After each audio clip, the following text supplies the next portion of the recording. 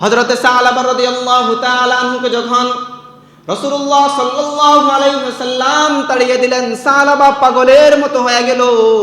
এতদিন তো পাগলের মতো ছিল, এখন আরো বেশি পাগল হয়ে গেছে। সরকারে দু আলমের দরবারে আসলাম, নবী আমাকে তাড়িয়ে দিল। আর একটা দরজা আছে, আমার রবের দরজা। দুনিয়ায় আবু বকরের দরজায় গেলাম, ওমরের দরজায় গেলাম, আলীর দরজায় গেলাম, নবীর দরজায় গেলাম, সবাই আমাকে তাড়িয়ে দিছে, আমার মালিক তো আমাকে তাড়িয়ে দিবে না। সালাবা পাগল হইয়া পাহাড়ের উঁচু উঁচু শিখরে উঠে গেল। সেখানে গিয়ে সালাবা রাতের পর রাত, দিনের পরে দিন কাঁদতে শুরু করেছে, আর রবের কাছে কাঁদে আর বলে, আল্লাহ, দুনিয়ায় সবার কাছে গিয়েছি, শেষ পর্যন্ত তোমার নবী মুহাম্মদ আমাকে তাড়াইয়া দিছে। আল্লাহ, তোমার দরজা ব্যতীত আমার আর কোনো দরজা নাই। আমি সালাবা অপরাধ করে ফেলেছি, আমি সালাবার মতো নাফরমান কেউ নাই। আমি সালাবা এত নাফরমানি হয়েছি, এত অপরাধ করেছি দুনিয়ায়। আল্লাহর নবী আমাকে নিকৃষ্ট মনে করে তাড়িয়ে দিয়েছেন, কেউ আমাকে আশ্রয় দেয় নাই। রব, তোমার দরজা আমার জন্য খোলা আছে, তুমি যদি আমাকে ক্ষমা না করো, আমি সালাবা কোথাও যাওয়ার মতো রাস্তা নাই। আমি সালাবার যদি তুমি ক্ষমা না করো, আল্লাহ, আমি তোমার বান্দা, তোমার কাছে গুনার জন্য ক্ষমা চাইছি, আল্লাহ তুমি আমারে ক্ষমা করে দাও। সালাবা রবের কাছে কাঁদে, রবের কাছে দুহাত তুলে কাঁদে। আল্লাহ কয়, ফেরেশতা, আমি আল্লাহ আমার সালাবার উপরে সন্তুষ্ট হইয়া সালাবার জিন্দেগির সব গুনাহগুলো মাফ করে দিলাম। সুবহানাল্লাহ। সালাবাকে রব্বুল আলামিন মাফ করে দিলেন। জিব্রাইলকে রব্বুল আলামিন পাঠিয়ে দিলেন, ও জিব্রাইল যাও, নবী মুহাম্মদকে জিজ্ঞেস করো, বান্দাকে সৃষ্টি করেছে কে? আমার বান্দাকে সৃষ্টি কি নবী মুহাম্মদ করেছে নাকি আমি আল্লাহ করেছি? যদি নবী মুহাম্মদ সৃষ্টি করে না থাকে, আমি আল্লাহ সৃষ্টি করে থাকি, নবী মুহাম্মদকে জানিয়ে দাও, আমি আল্লাহ আমার সালাবার জিন্দেগির গুনাহগুলো ক্ষমা করে দিয়েছি। নবী সাল্লাল্লাহু আলাইহি ওয়াসাল্লাম সাহাবায়ে কেরামদেরকে নিয়ে নামাজের মধ্যে দাঁড়িয়ে গেলেন। নামাজের শেষ কাতারের মধ্যে হযরতে ওমর, হযরতে আবু বকর, সালমান ফারসি, হযরতে উসমান, হযরতে আলী রাদিয়াল্লাহু তাআলা আনহু এবং সাহাবা দাঁড়াইলেন। রাসূলুল্লাহ সাল্লাল্লাহু আলাইহি ওয়াসাল্লাম দাঁড়িয়ে নামাজ পড়ে, আলহামদুলিল্লাহি রাব্বিল আলামিন, আর রহমানির রহিম, মালিক ইয়াউমিদ্দিন, ইয়াকা না'বুদু ওয়া ইয়াকা নাস্তাঈন, ইহদিনাস সিরাতাল মুস্তাকিম পড়ে সাহাবা ফুফিয়ে ফুফিয়ে কাঁদে। এই পরিমাণ কান্না শুরু করেছে, পুরা মসজিদে কান্নার রোল পড়ে গেছে। রাসূল সূরা ফাতিহা শেষ করে যখন শুরু করেছেন, আল্লাকুমুত তাকাসুর হাত্তা যুরতুমুল মাকাবির, রাসূল যখন হাত্তা যুরতুমুল মাকাবির পর্যন্ত আসছে, হযরতে সালাবা বেহুশ হয়ে জমিনের মধ্যে পড়ে গেছে। নামাজ শেষ করে সাহাবায়ে একরাম দৌড়িয়ে আসলো, কি হয়েছে? সালাবা অজ্ঞান হয়ে গেছে। হযরতে সালমান ফারসি বলে, তোমরা একটু পানি নিয়ে আসো। সালাবার মুখের মধ্যে পানি দেয়, সালাবার অবস্থা ভালো না। পানি যখন মুখের মধ্যে দিল, হযরতে সালমান ফারসি ঘোষণা দিল, ইয়া রাসূলুল্লাহ, আপনার সালাবা দুনিয়া থেকে চলে গেছে, আপনার সালাবা দুনিয়ার মধ্যে নাই। সালাবা আল্লাহর ভয়ে কাঁদতে কাঁদতে জীবনটাকে সালাবা একবারে জীবনটাকে শেষ করে ফেলেছে। আল্লাহর রাসূল বলে, ও সাহাবায়ে কেরাম শোনো, আমার সালাবাকে আমার আল্লাহ আরশ থেকে ঘোষণা দিয়েছে, তার জিন্দেগির সব গুনাহগুলো মাফ হয়ে গেছে। সুবহানাল্লাহ। সাঈদ ইবনে আব্দুর রহমান রাদিয়াল্লাহু তাআলা আনহু হযরতে সালাবা রাদিয়াল্লাহু তাআলা আনহুকে বাড়িতে রেখে গিয়েছেন, তুমি তো আমার ঘরের দেখাশোনা করো, আমার পরিবারের যা কিছু প্রয়োজন দৈনন্দিন, তুমি এগুলো যা যা প্রয়োজন সব কিছু এনে দিবা। আমরা যুদ্ধে যাচ্ছি নবী সাল্লাল্লাহু আলাইহি ওয়াসাল্লামের সাথে। তো যুদ্ধে যাওয়ার পরে দেখেন, শয়তান সর্বদাই মানুষের সাথে লেগে থাকে। শয়তান তো চায় কিভাবে একজন মানুষকে ধ্বংস করা যায়, কিভাবে একজন মানুষকে আমলগুলো ধ্বংস করে সমাজের মধ্যে সম্মানিত মানুষকে অসম্মানিত করা যায়। বংশমর্যাদা খুব ভালো, তাকে কিভাবে একবারে মান সম্মান ডুবিয়ে দেওয়া যায়, সেই ফিকিরে শয়তান সবসময় থাকে। তো সাহাবা রাদিয়াল্লাহু তাআলা আনহু হযরতে সাঈদ ইবনে আব্দুর রহমান রাদিয়াল্লাহু তাআলা আনহুর বাড়িতে প্রত্যেক দিন সমস্ত দৈনন্দিন আসবাবপত্রগুলো তার বাড়িতে নিয়ে দিয়ে আসে, কাজকর্ম যা করার প্রয়োজন সব কিছু টুকটাক করে আসে। তিনি তো যুদ্ধের মধ্যে গিয়েছেন। তো একদিন শয়তান তিনাকে ধোঁকা দিয়েছে। তিনি বাড়িতে গিয়ে দেখেন হযরত সালাবা রাদিয়াল্লাহু আনহু সাঈদ ইবনে আব্দুর রহমানের বাড়িতে গিয়ে দেখেন তিনার পুরা বাড়ি খালি, বাড়ির মধ্যে কেউ নাই। শয়তান তার মনের মধ্যে উকি দিয়েছে যে এখন অপকর্মের দিকে শয়তান তাহাকে আহ্বান করছে। সাঈদ ইবনে আব্দুর রহমান রাদিয়াল্লাহু তাআলা আনহু এর স্ত্রীর হাতের মধ্যে ধরে ফেললেন। কেউ না, একমাত্র আল্লাহ রাব্বুল আলামিন ছাড়া। তখন ওই মহিলা বলে, এই সাহালাবা, তুমি কি করছো? তোমার ভাইয়ের আমানতের মধ্যে তুমি খেয়ানত করছো। আজকে তো আমাকে আর তোমাকে কেউ দেখছে না, আমার আল্লাহ তো তোমাকে দেখছে। তুমি এটা কি করলা? তুমি আমার হাত কেন ধরলা? আল্লাহর কাছে কি জবাব দিবা? এ কথা বলার সাথে সাথে হযরত সাহালাবা রাদিয়াল্লাহু তাআলা আনহু এর অন্তরের মধ্যে একটা ঢেউ জেগে উঠলো। হায়রে, আমি কি করলাম? আমাকে তো আমানত দিয়ে গেল, আমাকে বললো তার পরিবারকে দেখাশোনা করার জন্য। আমি যে এত বড় খেয়ানত করলাম, সে আমাকে এই পরিমাণ সাহায্য সহযোগিতা করেছে, আমাকে এই পরিমাণ বিশ্বাস করেছে। এখন আমি যে তার স্ত্রীর হাত ধরলাম, আল্লাহর কাছে কি জবাব দিব? রাসূল যদি শুনে, রাসূলের কাছে কি জবাব দিব? পাগলের মতো হয়ে গেছে।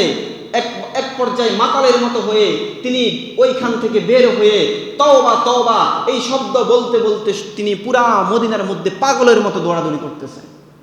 ঘরের মধ্যে যায় না সাহালাবা, স্ত্রী বাল বাচ্চা পেরেশান হয়ে গেছে। সাহালাবা ঘরের মধ্যে যায় না, শুধু তওবা তওবা তওবা তওবা এই শব্দ বলে, আর কোনো শব্দ বলে না। আর কাঁদে, আমি আল্লাহর কাছে কি জবাব দিব? আমি আমার ভাইয়ের খেয়ানত করলাম, আমি আমার ভাইয়ের আমানতের খেয়ানত করলাম। রাসূলের কাছে আমি কি জবাব দিব? আল্লাহর কাছে আমার কি জবাব হবে? রাসূল সাল্লাল্লাহু আলাইহি ওয়াসাল্লাম সাহাবায়ে কেরাম সহ যুদ্ধের থেকে আসছে, অনেক দিন অতিবাহিত হয়ে গেছে। সাহাবা ঘরের মধ্যে যায় না। রাসূল মদিনার মধ্যে ঢুকলো। ঢুকার সময় মক্কা মদিনার সমস্ত সাহাবায়ে কেরাম, নারী পুরুষ ছোট বড় সবাই রাসূলের সংবর্ধনার জন্য গিয়েছে। সাহাবা নাই, আব্দুর রহমান, সাঈদ ইবনে আব্দুর রহমান দেখে সাহাবা নাই। রাসূল খোঁজ নিলেন, সাহাবা কই? বলে সাহাবা নাই। সাহাবার খোঁজ কেউ জানে না। সাহাবা তো আল্লাহর ভয়ে পাগলের মতো মদিনার অলিতে গলিতে দৌড়ায়। রাসূল সাহাবায়ে কেরাম সবাই মদিনায় আসলো। সাহাবা রাদিয়াল্লাহু তাআলা আনহুর খোঁজ খবর নেওয়ার জন্য সাঈদ ইবনে আব্দুর রহমান বাসার মধ্যে গেল। বাড়িতে গিয়ে শুনে তার স্ত্রী বলে, সাহাবা এত বড় খেয়ানত করেছে, আল্লাহর কাছে সাহাবা কি জবাব দিবে? তুমি সাহাবাকে তোমার বাড়ি ঘর দেখাশোনা করার জন্য দিয়ে গিয়েছো, সাহাবা তো খেয়ানত করে ফেলেছে, আমার হাত ধরে ফেলেছে। এই হাত ধরার পরে সাহাবা পাগলের মতো হইয়া মদিনার অলিতে গলিতে দৌড়ায়। সাহাবার কোনো খোঁজ খবর নাই। হযরত রাসূলুল্লাহ সাল্লাল্লাহু আলাইহি ওয়াসাল্লামের সাহাবী হযরত সাঈদ ইবনে আব্দুর রহমানও ক্ষুব্ধ হয়ে গেল। সাহাবায়ে কি কাজ করলো? এত বিশ্বাস করলাম, তাকে জায়গা দিলাম, তাকে আমার ঘরে জায়গা দিলাম, দেখাশোনা করার জন্য সব কিছু আমি প্রস্তুত করে দিলাম। সে এত বড় কাজ করলো। ক্রোধে সে রাগান্বিত হয়ে রাসূলুল্লাহ সাল্লাল্লাহু আলাইহি ওয়াসাল্লামের কাছে সংবাদ দিল, ইয়া রাসূলুল্লাহ, সাহাবা তো এত বড় অন্যায় করে ফেলেছে, এখন কি করা? রাসূল বলে, যাও সাহাবাকে নিয়ে আসো। রাসূলুল্লাহ সাল্লাল্লাহু আলাইহি ওয়াসাল্লামের কথা শুনে, আদেশ শুনে হযরতে সাঈদ ইবনে আব্দুর রহমান সাহাবা রাদিয়াল্লাহু তাআলা আনহুর খোঁজে বের হয়ে গেলেন। সাহাবাকে পায় না। খুঁজতে খুঁজতে গিয়ে দেখে জঙ্গলের মধ্যে সাহাবা বসে বসে কাঁদে, রব্বুল আলামিনের কাছে হাত তুলে তুলে কাঁদে, আল্লাহ কত বড় গুনাহ করেছি, আমার ভাইয়ের এত বড় খেয়ানতটা আমি করেছি, আমার ক্ষমা বুঝি তুমি আল্লাহ করবা না?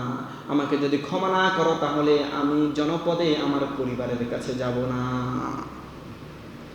হযরতে সাঈদ ইবনে আব্দুর রহমান গিয়ে বলে, সাহাবা তুমি এখানে কি করো? বলে, ইরে আব্দুর রহমান, ইরে সাঈদ ইবনে আব্দুর রহমান, আমি তোমার বড় খেয়ানত করে ফেলেছি, তোমার আমানতের খেয়ানত করেছি।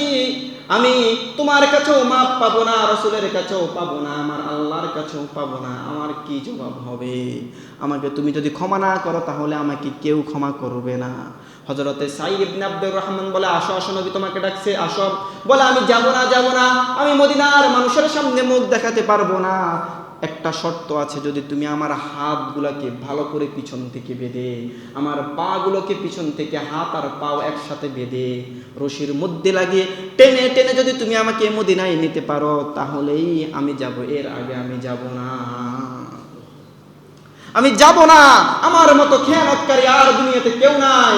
আমি অন্যায় করেছি আমি সাহাবা অন্যায় করেছি। ও সাঈদ, তুমি যদি আমাকে এভাবে নিতে পারো আমি যাব, না হয় আমি যাব না। বেচারা অনেকভাবে বুঝাচ্ছে, আয় বেটা, রাসূল সিদ্ধান্ত দিবে, কিছু একটা তো গুনাহ তো করছস, ক্ষমাও চাইছস, রাসূল কোন একটা সিদ্ধান্ত দিবে, এটা মাইনা নিমু, আসো এমনি আসো। বলে না, আমি যাব না। অপারগ হয় হযরতে সাঈদ ইবনে আব্দুর রহমান তার ঘায়ের মধ্যে তার হাতগুলোকে উল্টা পিঠে বেঁধে, তার পাগুলোকে বেঁধে টেনে টেনে মদিনায় ওমরের দরবারে আনছে। ওমরের কাছে আইসা বলে, ওমর বলে কি হয়েছে? বলে সালাবা আমার স্ত্রীর হাত ধরে ফেলেছে, আমি তাকে বাড়ি ঘর দেখাশোনার জন্য বলেছি, কিন্তু সে এত বড় খেয়ানত করেছে। ওমর তো রাগী মানুষ, জিদি মানুষ। ওমরের চোখ রাগ হয়ে গেছে, পুরা শরীর লাল হয়ে গেছে, মুখগুলো লাল বর্ণের হয়ে গেছে। ওমর বলে, আমার দরবার থেকে এক্ষুনি বের হয়ে যাবি, এই নাফরমান আমার সামনে থাকবি না।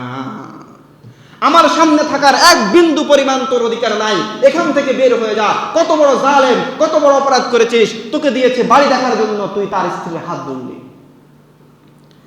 এরপরে হযরত সাঈদ রাদিয়াল্লাহু তাআলা আনহু হযরতে সাহাবাকে নিয়ে হযরত আবু বকর সিদ্দিক রাদিয়াল্লাহু তাআলা আনহুর কাছে গিয়ে চলে গেলেন। হযরত আবু বকর বলে, আমার পক্ষে সম্ভব না, যাও, নবী আছে, নবীর কাছে যাও।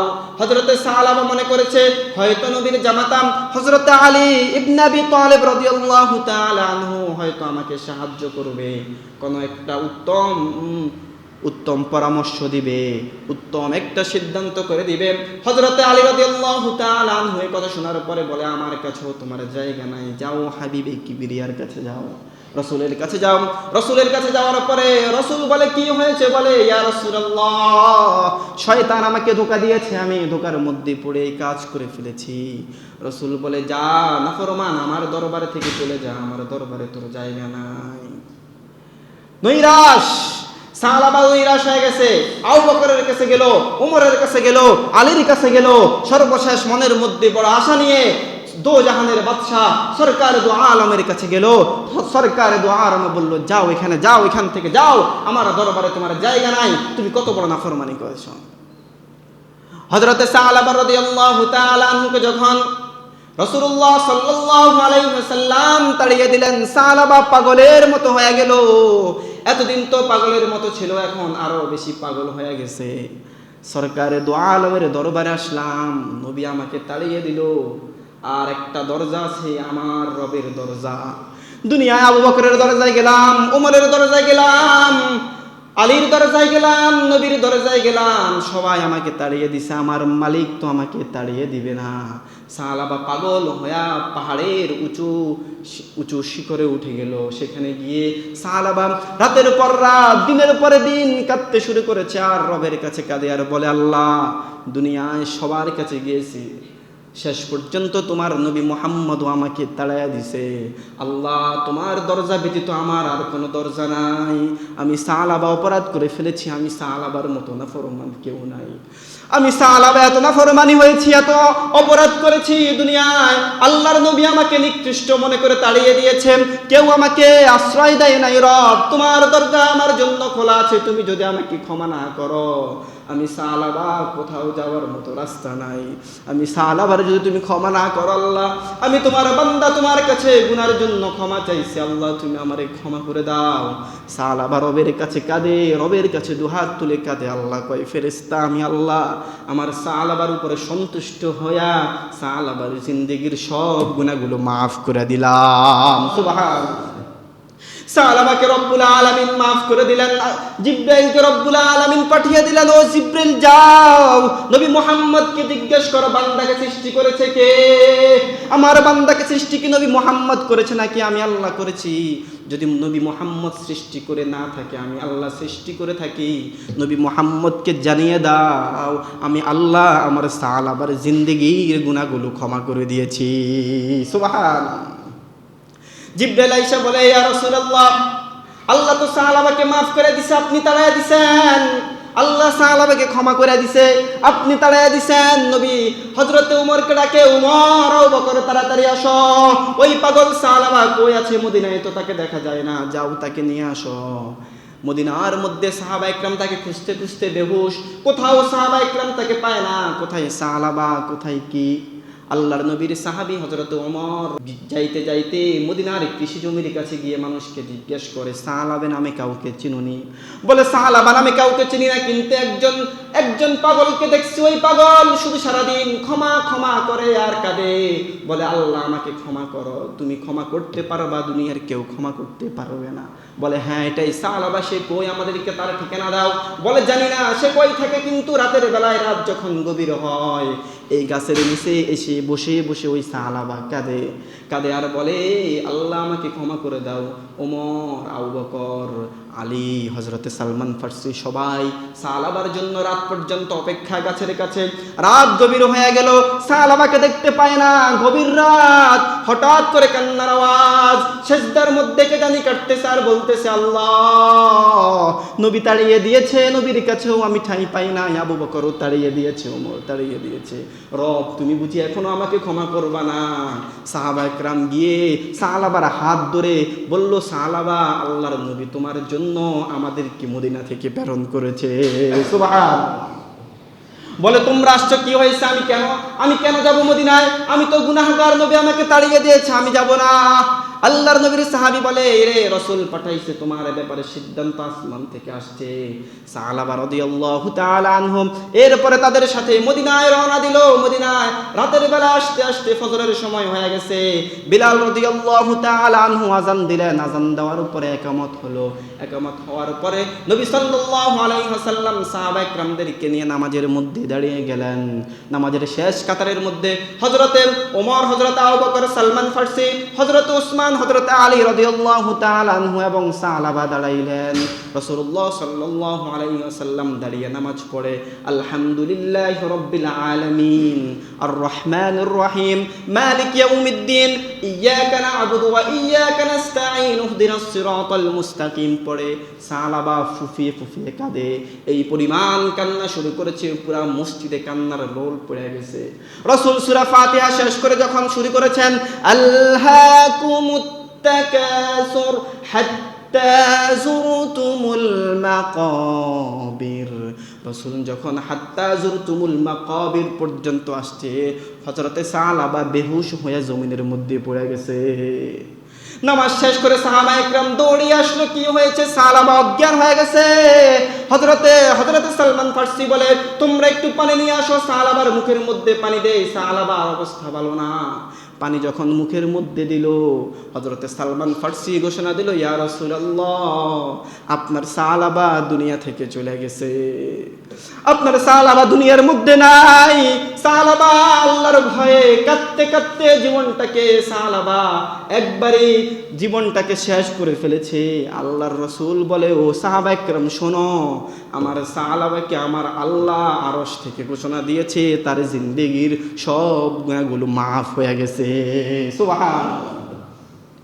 এই জন্য রব্বুল আলামিন কোরআনুল কারীমের মধ্যে বলেছেন, কুল ইয়া ইবাদিয়াল্লাযীনা আসরাফু আলা আনফুসিহিম লা তাকুনাতু মির রাহমাতিল্লাহ ইন্নাল্লাহা ইয়াগফিরুয যুনুবা জামিআ ইন্নাহু হুয়াল গফুরুর রহিম।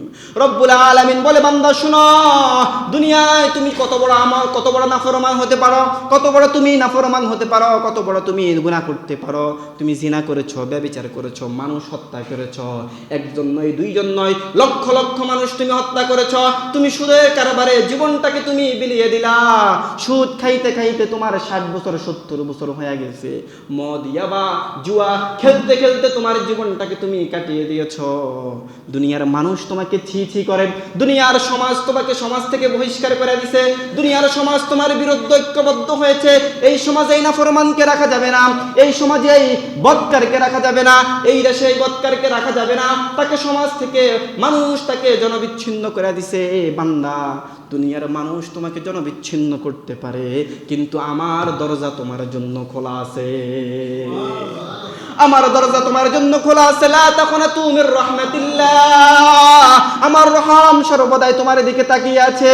তুমি শুধু 2 রাকাত নামাজ পড়ে যদি খাঁটি তওবা করতে পারো, সালাবার মতো যদি কেঁদে কেঁদে আমি আল্লাহর কাছে তওবা করতে পারো, তোমার জিন্দেগীর সব গুনাহগুলো আমি আল্লাহ মাফ করে দিব।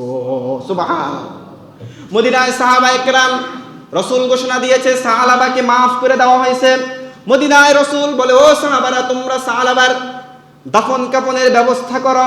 সবাই দাফন কাফনের ব্যবস্থা করলো। রাসূল স্বয়ং নিজে জানাজার নামাজে দাঁড়ালো, রাসূল নিজে জানাজা পড়াইলো, রাসূল নিজ হাত ধরে সাহাবারে কবরের মধ্যে দিল। সাহাবায়ে কেরাম জিজ্ঞাসা, ইয়া রাসূলুল্লাহ, আপনি নখের উপরে, আপনি আঙ্গুলের উপরে ভর দিয়ে আপনি কেন দাঁড়িয়ে আছেন? আপনার পায়ের পাতা কেন জমিনের মধ্যে ফেলেন না? রাসূলুল্লাহ সাল্লাল্লাহু আলাইহি ওয়াসাল্লাম তখন বলে, ও সাহাবারা শোনো, সাহাবার উপরে আল্লাহ এত বেশি সন্তুষ্ট হয়েছে, এত বেশি সন্তুষ্ট আমার সাহাবার উপরে আল্লাহ রব্বুল আলামিন হয়েছে। রব্বুল আলামিন আরশের যত ফেরেশতা আছে সব ফেরেশতাদেরকে বলেছে, যাও ফেরেশতারা, আমার সাহাবার জানাজার মধ্যে গিয়ে তোমরা শরীক হও। সুবহানাল্লাহ।